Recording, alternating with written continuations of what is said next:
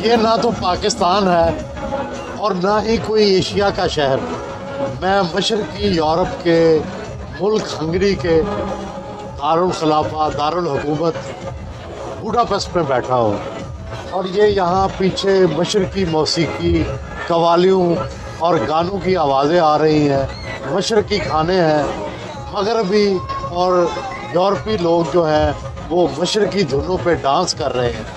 ये सब इस नौजवान में जो 15 साल पहले बेरोज़गार निहत्ता यहाँ आया, जाहिद महमूद, ये सारा मेला उसने सजाया है। और हर साल कश्मीर पे ये मेला कई दिन जारी रहता है। यहाँ की ट्राम बंद हो जाती है, यहाँ म्यूनसिपल कमेटी जो है वो उसको सहूलत मुहैया करती है और यहाँ के लोग इकट्ठे होके कई दिन मौसीकी से, पाकिस्तानी खानों से, कश्मीरी खानों से और पाकिस्तानी कल्चर से मुस्तफ़ीज़ होते हैं। ये आइडिया क्या है, जाहिद महमूद और उनके ख़ानदान के लोग यहाँ कैसे पहुँचे और किस तरह एक पूरी बाज़ार को कश्मीर बाज़ार बना दिया जिसमें कई मुख्तलिफ़ किस्म की दुकानें हैं।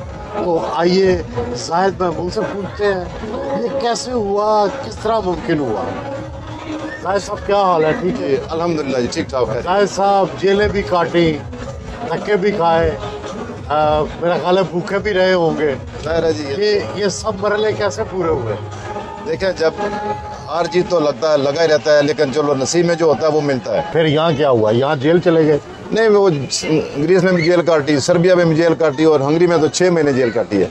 अच्छा। यहाँ पे सबसे लंबा पीरियड, उसके बाद एक कैंप, फिर दूसरा कैंप, क्योंकि घर तो नहीं था, कैंप में रहना पड़ता था। एक कैंप में कुछ महीने, एक में, फिर दूसरे में 7 महीने एक और कैंप में, ऐसे करते करते फिर 17 महीने के बाद बुडापेस्ट पहुँचे यहाँ पे। फिर आपने यहाँ शादी कर ली? बस बीच में वो भी एक हादसा हो गया। तो उसके बाद फिर एक बेटा भी पैदा हो गया? अभी तो वो 12 साल का हो गया है। अच्छा, वो भी आपसे मिलता है? इधर ही नहीं, इधर कहीं वो साथी, अभी इधर ही हमारे साथ। तो फिर कब कितनी भूख, कितनी प्यास बर्दाश्त की, कितने मुश्किल दिन बर्दाश्त किए और कब पहला ऐसा दिन आया जब हालात ठीक हो गए? असल में वो सब कुछ भूल गया अभी, क्योंकि जब हालात ठीक हो जाए ना तो पिछला थोड़ा उस पर पर्दा पड़ जाता है। तो मुश्किल हालात भी देखने पड़े रास्ते में। आप समझते हैं कि जो पोजीशन होती है खास करके ईरान में, तुर्की में, वहाँ से तो बहुत मुश्किल होती है। तो चलो यूरोप में आ गए, फिर इधर ही आए और इन्होंने एज ए रेफ्यूजी एक्सेप्ट कर लिया था। और यहाँ पे भी हमारे पास पैसे नहीं होते थे, इस वजह से कैंपों में रहना पड़ता है। तो उस वक्त तो बंद कैंप थे, पहले 6-7 महीने जेल काटनी पड़ी, फिर वहाँ से छोड़ा इन्होंने, फिर इन्होंने एक्सेप्ट कर लिया एज ए रेफ्यूजी, क्योंकि कश्मीरी को प्रायोरिटी देते हैं ना, इस वजह से। फिर उसके बाद लैंग्वेज सीखी, इधर ही चलते गए, स्ट्रगल करते गए इधर ही। तो चलो थोड़ा लैंग्वेज ये था कि लैंग्वेज मैंने जल्दी सीख ली, उसकी वजह से मुझे काफ़ी एडवांटेज हुआ कि मेरा आगे। अब आपने यहाँ कितनी कश्मीरी दुकानें बनाई हैं, कितने ख़ानदान के लोगों को यहाँ ले आए हैं? बेसिकली इसमें मेरा कोई हाथ नहीं है, इसमें मेरे बड़े भाई हैं मेरे साथ, जो मेरे आने के बाद जब मैं थोड़ा स्टेबल हुआ तो फिर इन्होंने कहा कि दोबारा बिज़नेस एक दफ़ा स्टार्ट किया, फिर वो डूब गया और उसकी वजह से बेगम से तलाक भी हो गई मेरी, समझ लो कि उसी की वजह से। आप पाकिस्तानी बीवी है? जी, अभी पाकिस्तानी फैमिली और ले आया हूँ, बच्चे भी हमारे साथ ही हैं सारे। तो कितने बच्चे पाकिस्तानी से हैं? 3 हैं, एक बेटी और 2 बेटे। वो सारे हमारे साथ ही हैं। कितनी दुकानें हैं? दुकानें काफ़ी हो गई यार। कितनी? 10-12? 10-12 तो है ना, ये तो नॉर्मल ही है 10-12। अच्छा, और कितने पाकिस्तान से आपके दोस्त रिश्तेदार आ गए? खासकर सिस्टर हमारी, भाई, हम सारे इधर ही हैं, बच्चे भी, अम्मी हमारी, वो भी सारी फैमिली इधर ही है तकरीबन ना, हमारी सारी मोस्टली फैमिली इधर ही है सारी। और इसके अलावा गांव के काफ़ी रिश्तेदार भी हमारे, वो भी इधर ही हमारे साथ। ये कश्मीर के ऊपर हर साल मेले का ख्याल किसे आया?